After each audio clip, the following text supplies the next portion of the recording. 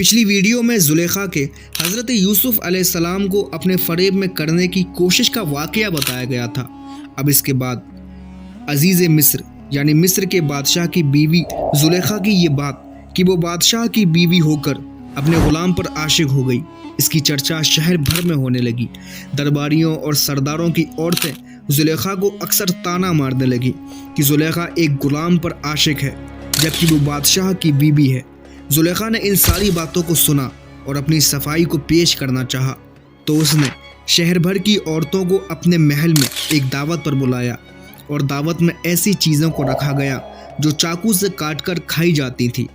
اب دعوت پر آئی ہر عورت کے سامنے چھری اور سیب یا نیبو رکھا گیا تھا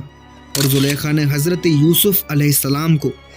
اچھا لباس پہن کر تیار ہونے کے لیے کہہ دیا تھا۔ اب زلیخا نے دعوت میں آئی ہر عورت سے یہ کہا کہ تمہارے سامنے چھری اور پھل رکھی ہے تو چھری سے پھل کو کاٹو، تو سبھی عورتیں چھری سے پھل کو کاٹنے لگیں۔ تبھی زلیخا نے حضرت یوسف علیہ السلام کو سامنے آنے کے لیے کہہ دیا۔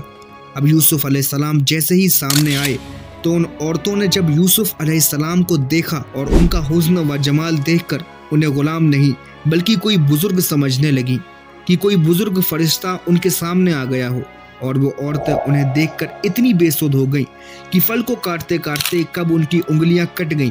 ان عورتوں کو اس کا احساس ہی نہ ہوا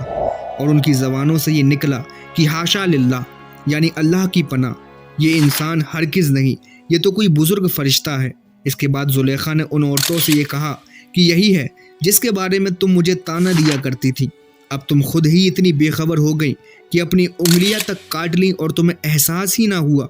پھر وہ عورتیں سمجھ گئیں کہ زلیخا حضرت یوسف علیہ السلام پر ایسے ہی عاشق نہ ہوئی تھی۔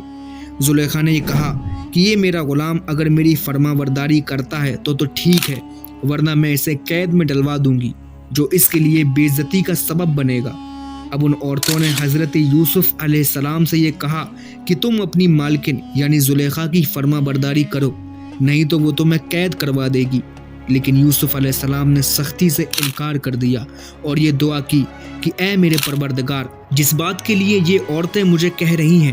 اس سے تو مجھے قید خانہ ہی پسند ہے، تو مجھے ان کے فریب سے دور کر دے، کہیں میں ان کے فریب میں نہ آ جاؤں۔ تو اللہ نے ان کی یہ دعا قبول فرمائی۔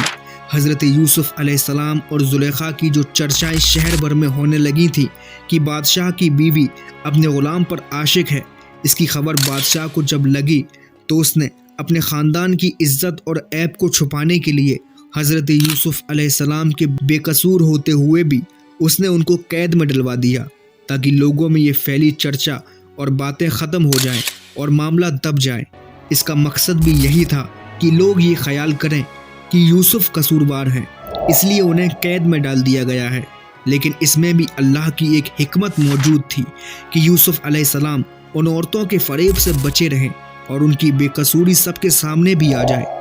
اب اس کے بعد حضرت یوسف علیہ السلام کا اعلان نبوت کا واقعہ اور قید سے نکل کر کیسے مصر کے بادشاہ بنے، یہ دیکھیے اگلی ویڈیو میں۔